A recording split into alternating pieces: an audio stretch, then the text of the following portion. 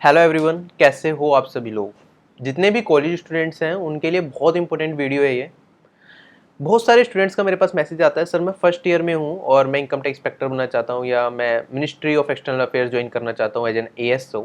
तो मैं अभी से कैसे तैयारी करूँ, ठीक है, क्या प्रोसेस मुझे फॉलो करना चाहिए, अभी से तैयारी स्टार्ट कर दूँ या 3 साल बाद जब ग्रेजुएशन हो जाएगी उसके बाद तैयारी स्टार्ट करूँ, कोचिंग लूँ या ना लूँ। इस तरह के बहुत सारे सवाल मेरे पास आते रहते हैं। और होता क्या है कि जो जनरली सवाल होते हैं वो दो एग्जाम से रिलेटेड ज़्यादा होते हैं। एक UPSC CSC से रिलेटेड क्वेश्चन होते हैं और दूसरे SSC CGL एग्जाम के बारे में क्वेश्चन होते हैं, क्योंकि कहीं ना कहीं सबसे ज़्यादा पॉपुलर एग्जाम्स यही हैं। तो मैं आपको यहाँ पे कुछ और चीज़ें भी बताना चाहूँगा, ठीक है। और भी गवर्नमेंट जॉब्स होती हैं जिनके बारे में आपको पहले ही सोचना पड़ेगा। अगर आप कोई भी SSC CGL ही शायद आपका हो सकता है फाइनल एम हो, या UPSC CSC आपका फाइनल एम हो कि CGL करने के बाद UPSC CSC दूंगा, तो कुछ चीज़ों को आपको ध्यान में रखना जरूरी है। अगर आप कॉलेज स्टूडेंट हो और आप अभी चीज़ों को लाइटली लेके चल रहे हो और सोच रहे हो कि ग्रेजुएशन खत्म होगी उसके बाद मैं तैयारी करूंगा या फिर तब सारा काम कर लेंगे, तो आप यहाँ पे काफ़ी ज़्यादा गलत हो। अगर आप प्लानिंग नहीं कर रहे अभी से कॉलेज स्टूडेंट होते हुए भी, अपनी फ्यूचर का नहीं सोच रहे कि कैसे चीज़ें चलेंगी, तो भी आप कहीं ना कहीं गलत हो, ठीक है। अभी कोरोना वायरस फैला हुआ है, आपको पता है कि प्राइवेट सेक्टर में जॉब्स की हालत ख़राब है और गवर्नमेंट सेक्टर में भी हो सकता है थोड़ी बहुत वैकेंसीज कम हो जाए, लेकिन गवर्नमेंट सेक्टर में तो वैकेंसीज निकलती रहेंगी। बाकी प्राइवेट सेक्टर में थोड़ी जॉब क्रंच हो सकता है, यहाँ पे ऑलरेडी काफ़ी लोगों की सैलरीज कट की जा रही है।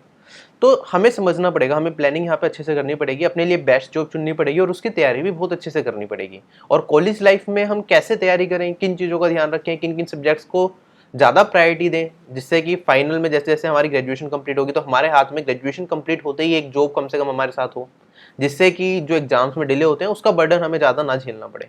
देखो, जॉब्स आपकी 10th लेवल पे भी होती हैं, 12th लेवल पे भी होती हैं और ग्रेजुएशन लेवल पे भी होती हैं।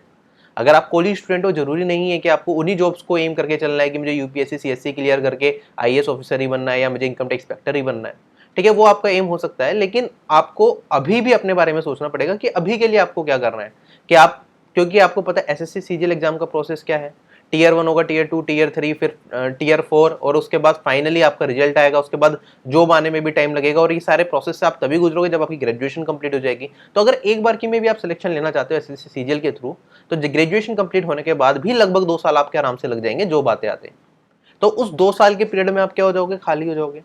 उस टाइम पे आपके पास कोई जॉब नहीं होगी, या फिर आप अभी अपना टाइम वेस्ट कर रहे हो और उस टाइम पे जाके आप एग्जाम के प्रोसेस से जुड़ोगे तो 2 साल तक तो आपकी कोई भी अर्निंग नहीं हो पाएगी और वो फेस भी थोड़ा डिप्रेसिंग होगा, क्योंकि एक बार आपने एग्जाम एक बार की में अगर आप क्लियर कर लेते हो तब भी, सारे एग्जाम्स देने के बाद भी फाइनल ज्वाइनिंग आने में जो टाइम लगता है, उस टाइम पीरियड को निकालना काफी ज्यादा मुश्किल पड़ता है। अभी SSC CGL 2018 एस्पिरेंट इस चीज को समझ सकते हैं, ठीक है। SSC CGL 2017 एस्पिरेंट जिनकी अभी तक ज्वाइनिंग नहीं आई, वो इस चीज को समझ सकते हैं कि ये फेस कितना ज्यादा डिप्रेसिंग होता है, ठीक है। और एग्जाम्स में बहुत सारी रुकावटें भी आ सकती हैं गवर्नमेंट जॉब से रिलेटेड अगर आप एग्जाम दे रहे हो, ठीक है। तो बहुत सारी चीजें हैं, यहाँ पे हम डिस्कशन करेंगे और मैं आपको कुछ चीजें बताऊंगा कि आप अभी से कैसे प्लानिंग करो, क्योंकि जब एक बार कॉलेज लाइफ आपकी खत्म हो जाती है तो आपके पास प्रेशर बहुत ज्यादा बनना स्टार्ट हो जाएगा।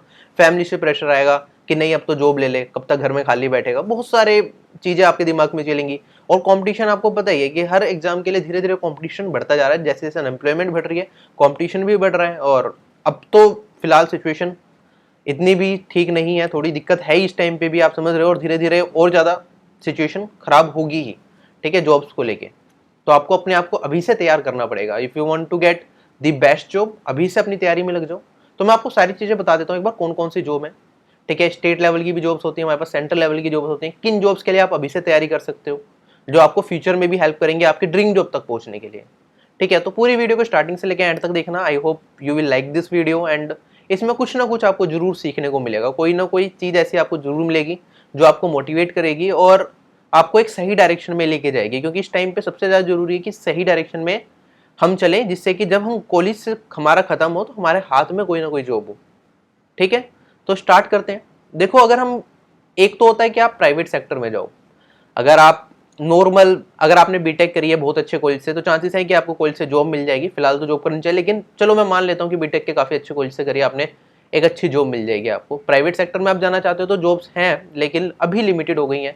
और अगर आपने नॉर्मल BSc का रखी है, BCom का रखी है, या फिर कोई नॉर्मल ग्रेजुएशन का रखी है जहाँ पे आप जॉब अपॉर्चुनिटीज बहुत ज़्यादा नहीं है, या फिर हाईली पेइंग जॉब्स नहीं है बहुत ज़्यादा, आपको जो बहुत ज़्यादा सैलरी नहीं देती, बहुत ज़्यादा अच्छी लाइफ नहीं देती, तो उस केस में आपके पास ऑप्शन क्या बचता है, गवर्नमेंट जॉब का। और बाकी अगर गवर्नमेंट जॉब की बात करें इस टाइम पे, तो सबसे बेस्ट ऑप्शन मैं यही कहूँगा कि गवर्नमेंट जॉब पाना ही सबसे बेस्ट ऑप्शन है। क्योंकि जॉब सिक्योरिटी सबसे ज़्यादा आपको यहाँ पे गवर्नमेंट जॉब में मिल रही है, और जो गवर्नमेंट जॉब में सैलरी भी काफ़ी अच्छी होती है और वर्क लाइफ बैलेंस भी काफ़ी अच्छा होता है as compared to private jobs. ठीक है, प्रेशर बहुत ज़्यादा नहीं होता आपके ऊपर। ठीक है, तो सारी चीज़ें एक एक करके मैं आपको बताता चलूंगा। देखो, दो तरह की जॉब्स होंगी अगर आप गवर्नमेंट सेक्टर में जाना चाहते हो, या तो आप स्टेट की जॉब्स ले लो, ठीक है, स्टेट गवर्नमेंट की जो जॉब्स निकलती हैं, या फिर सेंट्रल गवर्नमेंट की जॉब्स ले लो। यहाँ पे मेरा फोकस रहेगा सेंट्रल गवर्नमेंट की जॉब पे। ठीक है, क्योंकि सभी लोग ऑल ओवर इंडिया में, आप कहीं से भी हो, आप उन जॉब्स के लिए अप्लाई कर सकते हो, जॉब कर सकते हो, और इनकी पोस्टिंग भी ऑल ओवर इंडिया होती है ज़्यादातर जॉब्स की। ठीक है, तो चांसेस है कि आपको अपनी होम स्टेट मिल जाए या फिर कोई और ऐसी स्टेट मिल जाए जहाँ पे आप काम करना चाहते हो। ठीक है, वो मेरिट के बेसिस पे भी होता है, कई बार गवर्नमेंट ही डिसाइड करती है कि आपकी पोस्टिंग कहाँ पे होगी। तो बहुत सारी चीज़ें यहाँ पे होती हैं। ठीक है, स्टेट गवर्नमेंट की जॉब्स होती हैं जो कि आप अपने स्टेट में रहते हो, आपको पोस्टिंग लाइफ टाइम आप वहीं रहोगे, आपकी स्टेट की जॉब होगी। तो वैसे भी होती है, तो फोकस सेंट्रल गवर्नमेंट जॉब्स रहेगा क्योंकि ज़्यादातर लोग इससे जुड़े हुए हैं। स्टेट गवर्नमेंट की जॉब्स की हालत बहुत ज़्यादा अच्छी नहीं होती, स्टेट टू स्टेट डिपेंड करती है। कई बार 3-4 साल भी लग जाते हैं जॉब आने में। बिहार में बहुत बुरा हाल मैंने सुना है कि स्टेट गवर्नमेंट की जॉब्स का है कि जॉब निकली है 2015 में, अभी तक ज्वाइनिंग नहीं। तो इस तरह की चीज़ें होती हैं। सेंट्रल गवर्नमेंट में भी हो जाती हैं ऐसी चीज़ें, लेकिन फिर भी कंपेरेटिवली बेटर होती हैं सेंट्रल गवर्नमेंट की जॉब्स। ठीक है, तो सेंट्रल गवर्नमेंट जॉब्स की बात करेंगे। देखो, यूपीएससी आपका एग्जाम कंडक्ट कराती है, एसएससी आपका एग्जाम कंडक्ट कराती है, बैंकिंग के एग्जाम्स होते हैं, आपके इंश्योरेंस सेक्टर में भी एग्जाम्स होते हैं, और पब्लिक सेक्टर इंटरप्राइजेस में भी आपके एग्जाम्स होते हैं। पीएसयूज के जॉब्स भी होती हैं आपके पास। ठीक है, पीएसयूज की जॉब बेसिकली उन लोगों के लिए होती है जिन्होंने बीटेक कर रखी है या फिर थोड़ा साइंस बैकग्राउंड से हैं, तो उन्हें फिलहाल हम छोड़ के चलेंगे। पीएसयूज की जॉब के लिए आप अप्लाई कर ही सकते हो। सबसे पहले हम आते हैं एसएससी एग्जाम से, staff selection commission. Staff selection commission के थ्रू रिक्रूटमेंट होती है। ठीक है, बहुत जितने भी गवर्नमेंट के डिपार्टमेंट्स हैं, मोस्टली गवर्नमेंट डिपार्टमेंट्स में रिक्रूटमेंट होती है। 30 से ज़्यादा गवर्नमेंट डिपार्टमेंट के में अगर आप ज्वाइन करना चाहते हो तो एसएससी के थ्रू जाओगे। चाहे आप सीबीआई ज्वाइन करना चाहते हो, चाहे आप एएफएचक्यू ज्वाइन करना चाहते हो, चाहे आप इनकम टैक्स इंस्पेक्टर बनना चाहते हो, चाहे आप एक्साइज इंस्पेक्टर बनना चाहते हो, प्रिवेंटिव ऑफिसर, कस्टम ऑफिसर, ये सारी की सारी जॉब्स कहाँ आती हैं? एसएससी के अंडर आती हैं। इसके अंदर मतलब सारे डिपार्टमेंट्स आते हैं, इनका जॉब अलग अलग होता है। ठीक है, अगर आप सीजीएल से सिलेक्ट हो रहे हो तो आपको अलग जॉब मिलेगी, सीएचएसएल से सिलेक्ट हो रहे हो तो अलग जॉब मिलेगी, सीपीओ से अलग जॉब मिलेगी, एमटीएस से अलग जॉब मिलेगी। ठीक है, तो अलग अलग डिपार्टमेंट्स की जॉब्स होती हैं। तो एक एक करके बात कर लेते हैं। अगर हम एसएससी सीजीएल की बात करें, ये ग्रेजुएशन लेवल पे एग्जाम होता है आपका। Income tax inspector, excise inspector, ठीक है, प्रिवेंटिव ऑफिसर, एग्जामिनर, जितनी भी ये सारी पोस्ट है, असिस्टेंट ऑडिट ऑफिसर, ये सारी पोस्ट सीजीएल एग्जाम के थ्रू मिलती हैं आपको। एक बार की में सिलेक्शन होता है इसमें। 4600 ग्रेड पे, 4800 ग्रेड पे और 2400 ग्रेड पे की जॉब्स होती है। मतलब 30,000 से लेके आपको लगभग 60-70,000 तक की जॉब्स मिल जाती हैं इसमें, जो सैलरी मिलती है। तो काफ़ी अच्छी सैलरी, अगर इंस्पेक्टर लगते हो आप 60 से 70,000 रुपये महीने की सैलरी आपको इसमें ज्वाइनिंग के बाद मिल जाती है। तो अच्छी खासी सैलरी होती है। और ज़्यादातर लोगों का एम यही होता है कि एसएससी सीजीएल एग्जाम देना। क्यों? क्योंकि ग्रेजुएशन के बाद इसमें क्या होता है, इस एग्जाम में एप्टीट्यूड ही पूछा जाता है। ठीक है, तो बहुत ज़्यादा ऐसा नहीं है कि आपको बहुत बहुत बहुत ज़्यादा मेहनत करनी पड़ेगी। अगर आपका बैकग्राउंड ठीक है तो आसानी से भी कर सकते हो, वरना एक साल की तैयारी में एसएससी सीजीएल एग्जाम आराम से निकाला जा सकता है, अगर आप सही सोर्सेज के साथ, एक सही स्ट्रेटेजी के साथ तैयारी कराओ। मैंने भी एसएससी एग्जाम क्लियर किया हुआ है।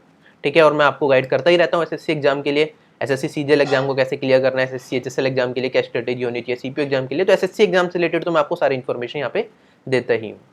ठीक है, मैंने आपको बताया एसएससी सीजीएल एग्जाम होता है आपका ग्रेजुएशन लेवल पे। इसी तरीके से एक आपका एसएससी सीएचएसएल एग्जाम होता है, ये होता है 12th पास के लिए।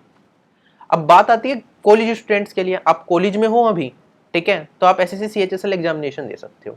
एसएससी सीएचएसएल 2019 एग्जामिनेशन की डेट्स ऑलरेडी आ चुके हैं, जो कि आपका होगा अगस्त में, और एसएससी सीएचएसएल 2020 एग्जामिनेशन की डेट्स भी आएंगी बाद में जाके। तो वो अगले साल आपका एग्जाम कंडक्ट कराया जाएगा, एसएससी सीएचएसएल 2020, राइट।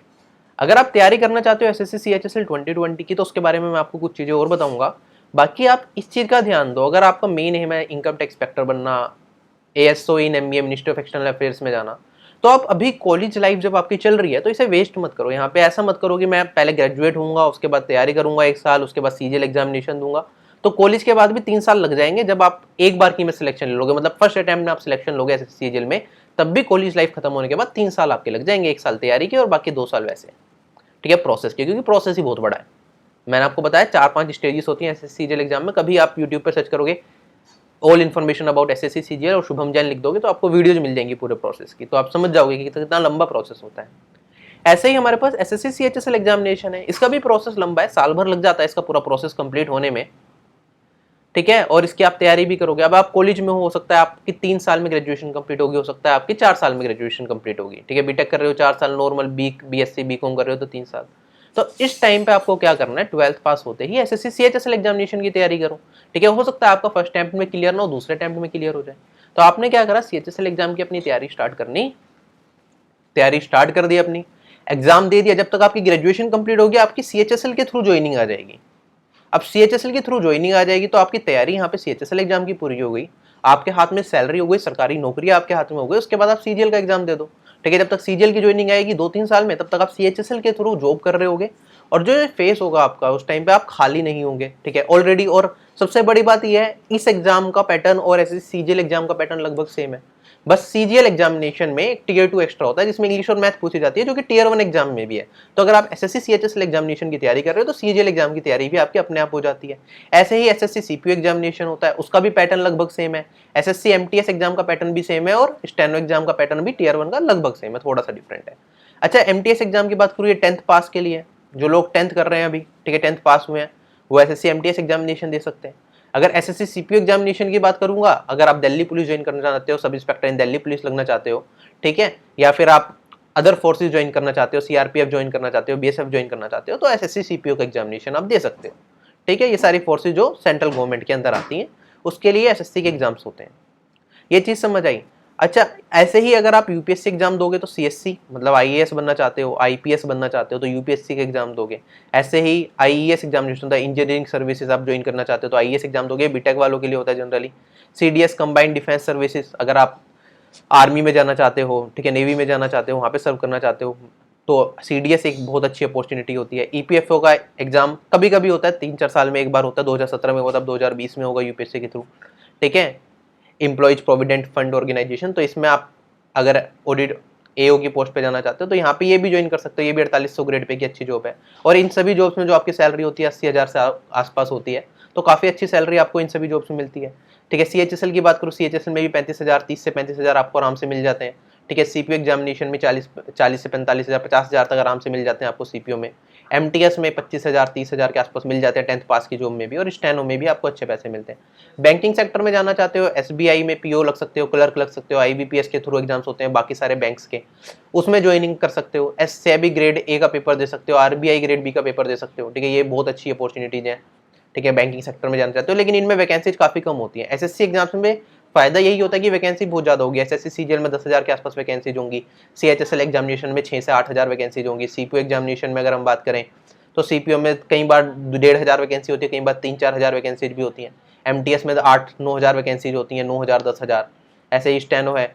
ठीक है, तो ये सारे एग्जाम्स आप दे सकते हो। बैंकिंग सेक्टर में ये वाले अच्छे एग्जाम होते हैं। इसमें जो पीओ की पोस्ट होती है, प्रोबेशनरी ऑफिसर की, उसमें भी 8 से 10 लाख रुपए की सैलरी मिलती है आपको, पैकेज जो साल भर का होता है। ठीक है, और इंश्योरेंस सेक्टर के एग्जाम दे सकते हो, एलआईसी एओ का एग्जाम दे सकते हो, life insurance corporation assistant administrative officer. ठीक है, अगर मैं उस चीज की बात करूंगी कौन सी जॉब लोग सबसे ज्यादा प्रेफर करते हैं, ठीक है, या तो आप ज्यादातर लोग जाते हैं या यूपीएससी देते हैं। ठीक है, उसमें सीएससी हो गया, आईईएस हो गया, ये एग्जाम जो हर साल होते हैं इन्हें देते हैं। सीडीएस का एग्जाम देते हैं, और जो आर्मी वगैरह में जाना चाहते हैं, ठीक है, डिफेंस फोर्सेस में जाना चाहते हैं, वरना ईपीएफओ का कभी कभी निकलता है, तो इसके लिए भी काफी ज्यादा लोग एग्जाम देते हैं।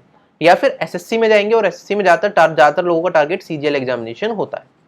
ठीक है, होता क्या है, सीएचएसएल दे दिया पहले, उसके बाद सीजीएल एग्जाम देते हैं, तो ये ग्रेजुएशन के बाद होता है। तो मैं आपको क्या समझाने की कोशिश कर रहा हूँ कि अगर आप अभी गवर्नमेंट जो भी करना चाहते हो, तो कहीं ना कहीं या तो आप यूपीएससी की तरफ जाओगे कहीं ना कहीं, या फिर एसएससी की तरफ जाओगे। ज्यादातर लोग जो बैंकिंग में पीओ लग जाते हैं वो भी क्या करते हैं, एसएससी देते हैं, फिर सीजीएल एग्जाम देते हैं जनरली एसएससी में। फिर अगर बैंकिंग में आपका सिलेक्शन हो गया तो आप इन सब एग्जाम्स पे ज्यादा नहीं जाते, सीजीएल एग्जामिनेशन पे जाके रुकते हो आप। ठीक है, और अगर आप बहुत ज्यादा मेहनत कर सकते हो, उसके लिए यूपीएससी एग्जामिनेशन होता है, सीएससी एग्जामिनेशन होता है।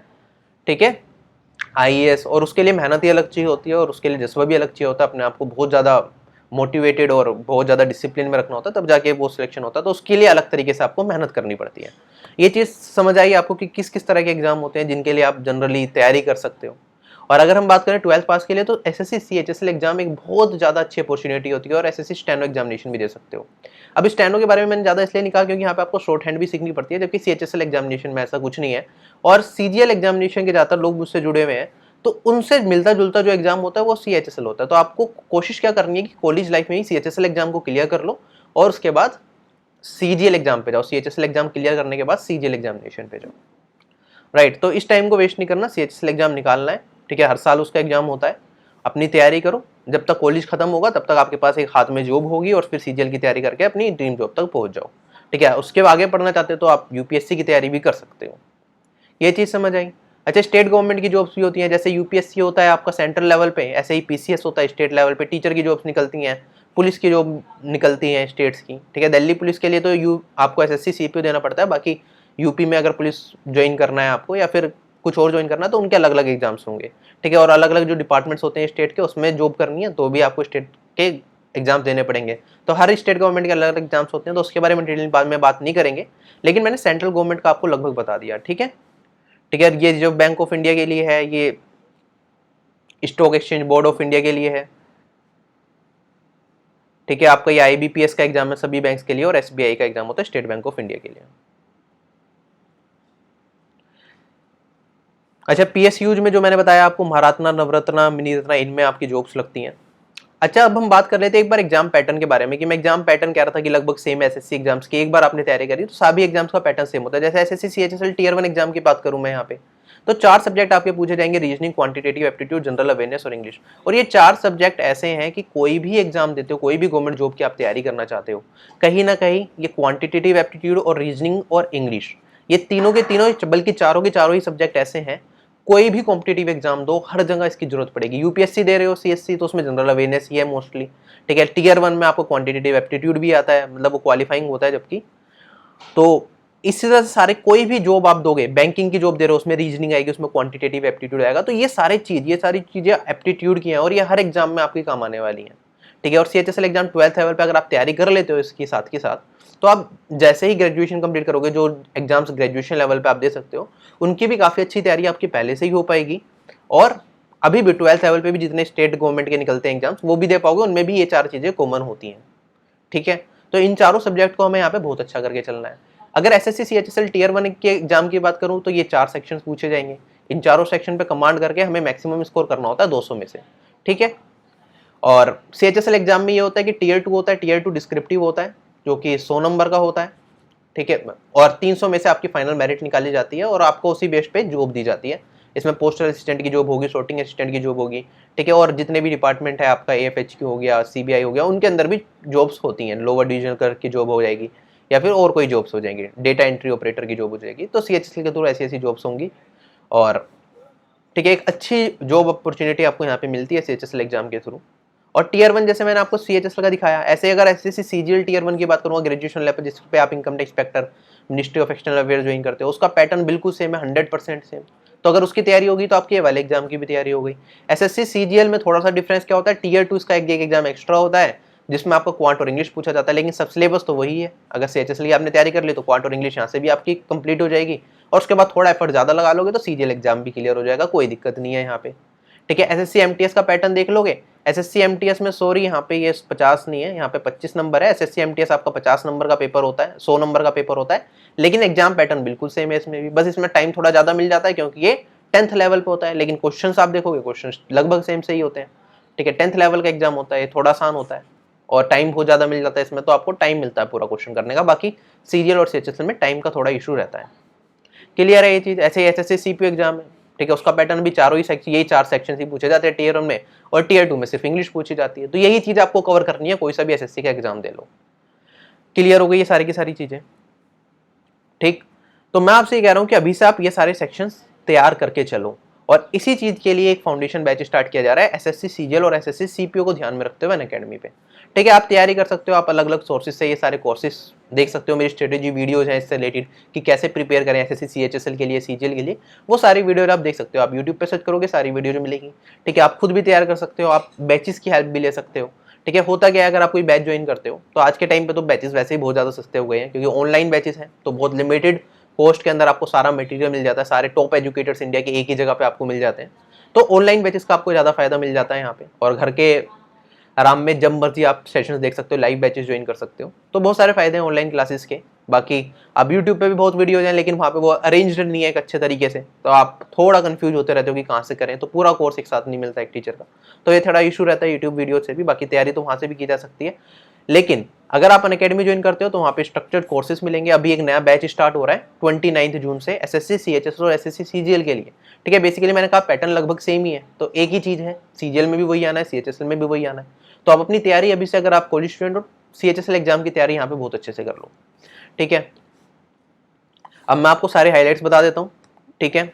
जो टॉप एजुकेटर्स हैं अकेडमी के, उसके द्वारा ये बैचेस लिए जा रहे हैं, ठीक है। डेडिकेटेड टाइमिंग्स होंगी हर सब्जेक्ट के लिए, लाइव क्लासेस होंगी, कंप्लीट सिलेबस कराया जाएगा, ठीक है, बिल्कुल जीरो लेवल से। तो आपको ये नहीं लगना कि मैंने 10th मेरी साइंस, 10th के बाद मेरे पास साइंस थी या कॉमर्स थी, कोई चिंता नहीं है, 10th लेवल तक की चीज़ें पूछी जाती हैं, आपको बिल्कुल जीरो लेवल से सारी चीज़ें कराई जाती हैं। तो एक चीज़ आपको समझ आएगी, कहीं भी कोई भी दिक्कत नहीं आएगी। प्रीवियस ईयर के पेपर साथ के साथ करा दिए जाते हैं, जिससे कि आपको पैटर्न बहुत अच्छे से समझ आए। और सबसे खास बात ये होती है, ज़्यादातर एजुकेटर जो भी पढ़ा रहे होते हैं वो खुद सिलेक्टेड होते हैं इन जॉब्स, इन एग्जाम्स को खुद क्लियर करके बैठे होते हैं, तो उन्हें एक पैटर्न के बारे में एक चीज़ पता होती है। जैसे मैं एसएससी सीजीएल एग्जाम के लिए पढ़ाता हूँ, सीएचएसएल एग्जामिनेशन के लिए पढ़ाता हूँ, तो मैंने खुद एसएससी सीजीएल एग्जाम क्लियर किया हुआ है, तो मुझे पता है एक्जैक्टली क्या क्या चीज़ें ज़्यादा पूछी जाती हैं, और अपडेटेड रहता हूँ। तो बिल्कुल लिमिटेड टाइम में मैक्सिमम चीज़ें कराने की आपको कोशिश करता हूँ। तो यही बैचेस के फायदे होते हैं कि आपको टीचर्स सारी की सारी चीज़ें कम से कम टाइम में बहुत अच्छे तरीके से कवर करा देते हैं, जिससे कि आपका एक बार की में सिलेक्शन हो जाए और आप उनसे जुड़े रहो, आपका एक रूटीन बना रहे। तैयारी का रूटीन होना बहुत ज़्यादा जरूरी है। होता क्या है, हम तैयारी करते हैं लेकिन रूटीन नहीं बन पाता, जिसकी वजह से मेहनत करने के बाद भी हम सेक्शन से पीछे हो जाते हैं, ठीक है। 4 दिन पढ़ेंगे, 5 दिन नहीं पढ़ेंगे, लेकिन अगर आप रोज क्लासेस अटेंड कर रहे हो तो आपका एक अच्छा रूटीन बन जाएगा, ठीक है। तो नया बैच लॉन्च हो रहा है, ये सारे टीचर्स हैं, ठीक है। और इनके आप देख सकते हो टाइमिंग्स भी लिखे हुए हैं कि किस किस टाइम से इनकी क्लासेस स्टार्ट हो जाएंगी, कौन कौन सा सेक्शन कौन कौन से टीचर कराएंगे। दिव्यांशु वासने सर ज्योग्राफी करा रहे हैं, Yashika Tandon ma'am modern history करा रही है, अंतरा भुजम मैम फिजिक्स करा रही है, Navdeep Singh biology and chemistry करा रहे हैं, अवधेश सर क्वांट कराएंगे, मैं भी क्वांट कराऊंगा आपको, Nikhil Sharma sir quantitative aptitude कराएंगे, ये भी Sambhavi Pandey ma'am English comprehension plus वो कैप कराएंगी। तो इस तरह से सारी चीज़ें चलने वाली है। मैं क्वांट सेक्शन आपका यहाँ पे कवर कराऊंगा, जो कि 24 अगस्त से स्टार्ट हो जाएगा, राइट। तो यहाँ पे जितने भी एजुकेटर्स हैं, इनकी सबकी क्लासेस आप अटेंड कर सकते हो। और साथ ही साथ खाली ये नहीं है कि आपको ये बैच में ये सारी चीज़ें, ये सारे टीचर्स करा रहे हैं। अनअकैडमी पे 100 से ज़्यादा एजुकेटर्स हैं एसएससी एग्जाम्स के लिए, ठीक है। तो आप चाहो तो उन एजुकेटर्स की क्लासेस भी अटेंड कर सकते हो। एक बार आपने सब्सक्रिप्शन ले लिया तो सभी एजुकेटर से आप कनेक्ट कर पाओगे, जिसकी क्लासेस अटेंड करनी है आप उन सभी का एक्सेस आपको मिल जाएगा, ठीक है। तो मेरा जैसे ऑलरेडी एक बैच आ चुका है अर्थमेटिक का, तो वो आप अटेंड कर सकते हो, उसकी रिकॉर्डेड वीडियो देख सकते हो, ठीक है। बाई चांस आपका एग्जाम अभी CHSL 2019 के लिए आपने फॉर्म फिल कर रखा है, जिसका 2 महीने बाद अगस्त में एग्जाम होगा, तो उसके लिए टाइम कम है, तो रिकॉर्डेड सेशंस की आप हेल्प ले सकते हो, ठीक है। जैसे अगर कोई वीडियो आपकी मिस हो गई तो रिकॉर्डेड वीडियो जो आपको मिल जाएंगी, ठीक है, उनकी PDF मिल जाएगी, तो एक जगह आपको सारा मटेरियल मिल जाएगा। तो कभी भी आपको किसी भी कंटेंट की जरूरत होगी, डायरेक्टली आपको वहाँ पे मिल जाएगा, आपको कहीं ढूंढने की जरूरत नहीं पड़ेगी, कहीं भी कोई दिक्कत नहीं आएगी। और एक एजुकेटर से आप पूरा कोर्स पढ़ सकते हो। बाकी होता है कई बार कि हम एक एजुकेटर से पढ़ रहे हैं, हमें उनका ज़्यादा समझ नहीं आ रहा है, हम उनसे लिंक नहीं कर पा रहे, तो यहाँ पे बहुत सारे एजुकेटर हैं, 100 से ज़्यादा एजुकेटर ऐसे एग्जाम्स के लिए हैं। जिस एजुकेटर से आप कनेक्ट कर पाओ, जिस एजुकेटर का सबसे पढ़ाने का तरीका सबसे अच्छा लगे, जिसका कंटेंट सबसे ज़्यादा रेलिवेंट लगे, आप उनसे पढ़ सकते हो। मोस्टली एजुकेटर्स खुद इन एग्जाम्स को क्वालिफाई कर चुके हैं, तो सभी आपको रेलिवेंट चीज़ें बताते हैं, ठीक है। एग्जाम के पैटर्न से आपको रूबरू कराते रहते हैं, बीच बीच में आपको आपकी तैयारी का चेक भी देते रहते हैं। तो आप अनअकैडमी प्लस चाहो तो ज्वाइन कर सकते हो, ठीक है। कुछ स्पेशल क्लासेस भी आती हैं जो कि फ्री होती हैं, वो सारी आप अटेंड कर सकते हो। अगर आप मेरी प्रोफाइल पे जाओगे, वहाँ पे ये सारी स्पेशल क्लासेस मिलेंगी, ये आप देख सकते हो। आपको थोड़ा आइडिया भी लगेगा कि क्लासेस कैसी होती हैं अनअकैडमी पे, ठीक है। मॉक टेस्ट भी होते हैं, मॉक टेस्ट सारे मिलेंगे आपको। तो अगर आप SSC एग्जाम्स देना चाहते हो तो SSC एग्जाम्स का सब्सक्रिप्शन ले सकते हो आप, ठीक है। 1 महीने का, 3 महीने का, 6 महीने का, 12 महीने का। आपको कोड क्या अप्लाई करना है, आपको RB10 कोड अप्लाई करना है, जिससे कि आपको इंस्टेंटेनियसली डिस्काउंट मिल जाए, 10% आपको डिस्काउंट मिलेगा, ठीक है। तो चार्जेस कुछ इस तरीके से पड़ेंगे। बाकी अनअकैडमी से आप पहले से जुड़े हुए कुछ सेशंस आपने पहले से दे रखे हैं, तो क्रेडिट्स भी अप्लाई कर सकते हो, तो आपको और सस्ता पड़ जाएगा कोर्स, ठीक है। तो आप चाहो तो ये ले सकते हो, जिससे कि आप एक फ्लो में आपकी तैयारी चलती रहे। अगर आप CGL एग्जामिनेशन देना चाहते हो, अभी फर्स्ट ईयर में हो या सेकंड ईयर में हो, तो आप क्या करो, यहाँ पे 2 साल का सब्सक्रिप्शन अपना ले लो। 6000 कुछ का सब्सक्रिप्शन है, कोई बहुत ज्यादा महंगा सब्सक्रिप्शन नहीं है, अगर आप अफोर्ड कर सकते हो, ठीक है। अगर आप अफोर्ड कर सकते हो तो इसमें ले लो, आपको कहीं जाने की जरूरत नहीं है। एक ही एप्लीकेशन पे एक ही जगह आपको सारे के सारे बैचेस मिल जाएंगे, उनकी PDFs मिल जाएंगी, ठीक है। सारे सब्जेक्ट्स आपके वहीं पे कवर हो जाएंगे, तो आपको किसी भी चीज के लिए कहीं और जाने की जरूरत नहीं पड़ेगी, ठीक है। और आप तैयारी कर रहे हो तो आप मोटिवेटेड भी रहोगे, टीचर से कनेक्ट कर पाओगे, टीचर से बात कर पाओगे। तो आई थिंक अगर आप SSC CGL आपका मेन टारगेट है, तो आप 2 साल वाला सब्सक्रिप्शन ले सकते हो अगर कॉलेज में हो, वरना 12 महीने वाला भी ले सकते हो अगर आपका एग्जाम पास ही है, तैयारी करना चाहते हो। तैयारी तो आपकी, मैं ये कह रहा हूँ कि 6 से 8 महीने के अंदर जो टीचर्स आपको पढ़ाना है, टीचर्स को जितना भी कराना है, 6 से 8 महीने में टीचर्स आपको सारी चीज़ें करा देंगे। लेकिन होता क्या है कि एग्जाम कई बार डिले हो जाता है, देर हो जाती है एग्जाम में। तो हमने तैयारी पूरी कर ली, उसके बाद थोड़ा टाइम का गैप आ गया, फिर हमें रिविजन चाहिए होती है, या फिर कई बार ऐसा होता है कि फिर खुद से पढ़ने का मन नहीं करता। तो अगर आप सब्सक्रिप्शन थोड़ा एक्स्ट्रा ले लेते हो तो आगे की क्लासेस भी आप ज्वाइन कर पाओगे, ठीक है। तो इसलिए बेटर होता है कि 12 महीने या 1 साल का सब्सक्रिप्शन लो, अपनी तैयारी अपने लास्ट तक पूरी कंप्लीट कर लो, ठीक है। ये एसएससी एग्जाम्स के लिए आपको कोड क्या यूज करना है, RBE10 to get the maximum discount, ठीक है। आप EMI पे भी ले सकते हो। और बाकी ये जो कोड है आपका सिर्फ एसएससी एग्जाम्स के लिए नहीं है, ठीक है। अगर आप बैंकिंग एग्जाम्स का सब्सक्रिप्शन लेना चाहते हो, बैंकिंग एग्जाम्स का फायदा क्या होता है कि इसमें एग्जाम हुआ, जैसे मैंने बताया एसएससी CGL CHSL, इसका प्रोसेस थोड़ा लंबा हो जाता है कि एग्जाम प्रोसेस में 1 साल 2 साल भी कई बार खिंच जाते हैं अगर कोई दिक्कत आ गई। ऐसे ही बैंकिंग के एग्जाम्स में फायदा ये होता है कि आपकी जॉब जो होती है वो 6 महीने के अंदर, आपने एग्जाम दिया 6 महीने के अंदर आपके हाथ में जॉब होती है अगर आप क्लियर कर जाते हो, ठीक है। तो कई बार क्या होता है, बैकअप के लिए लोग बैंकिंग के एग्जाम्स भी देते हैं, PO एग्जाम क्लियर कर लेते हैं, ठीक है। बैंक में PO लग जाएंगे या फिर क्लर्क लग जाएंगे, ठीक है। जब तक CGL की ज्वाइनिंग नहीं रही, दोनों एग्जाम दे दिए साथ में, बैंकिंग का क्लियर कर लिया, बैंकिंग से जॉब ले ली और CGL की जॉब आती रहती है। तो ये बहुत सारी अप्रोचेस होती है हमारे अंदर। कुछ लोगों का मन होता है कि बैंक में ही काम करना है, तो बैंक एग्जाम की भी सब्सक्रिप्शन ले सकते हो आप, ठीक है। उसमें भी आपको क्या करना है, RB10 कोड यूज करना है, और जितने भी कोर्सेज हैं टॉप एजुकेटर्स के बैंकिंग सेक्टर में, सारे आपको अवेलेबल हो जाएंगे अनअकैडमी के पास, ठीक है। तो आप ये देख सकते हो, 6 महीने 12 महीने 24 महीने अपने हिसाब से आप सब्सक्रिप्शन ले सकते हो, ठीक है। EMI पे भी ले सकते हो।